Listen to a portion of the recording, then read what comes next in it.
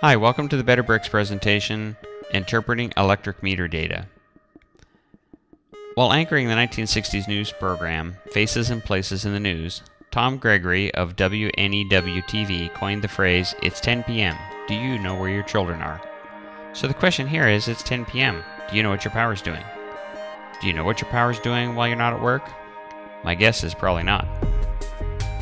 Everyone's concerned with energy costs, and this picture helps to emphasize this.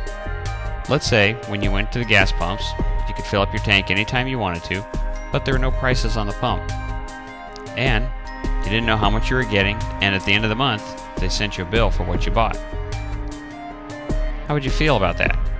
I know some of you already have this feeling when you get your gas credit card bill every month. I use that much? Really? Let's go one step further. Now you don't even need to fill up the tank. Someone keeps it full for you, so you never run out. Let's go another step.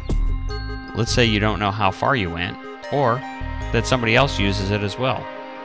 So this sounds more like a cell phone with text messaging, except that with a cell phone they ask you to pay for some of those services in advance as well.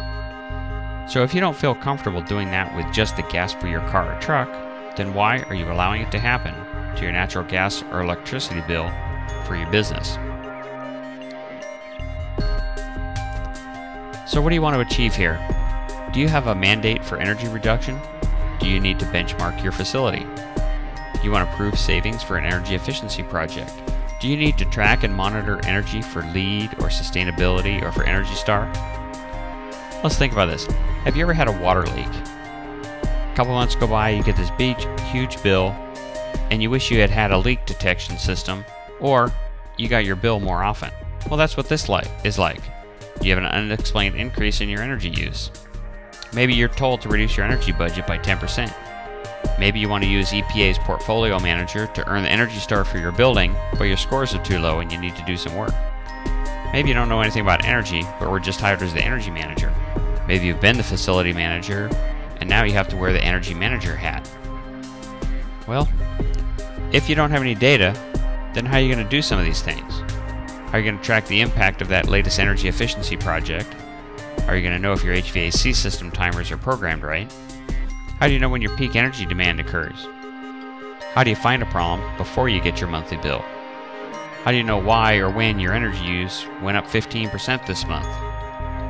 Well, through this series of presentations, you're going to learn how to read and understand your facility's energy bills, obtain and interpret meter data. You're going to determine what to track. We'll also examine some different facility load shapes and see examples of operational problems found using interval load data. This training is broken down into 5 parts. Steps to success. What is your energy bill all about? What is interval data and how do you get it? And what do you do with it once you get it? As well as examples of load shapes and common problems. Please start with steps to success. If you have any questions on this presentation or in anything that's contained in this presentation, please send an email to buildingoperations@betterbricks.com. Thanks, and please continue in the rest of the series.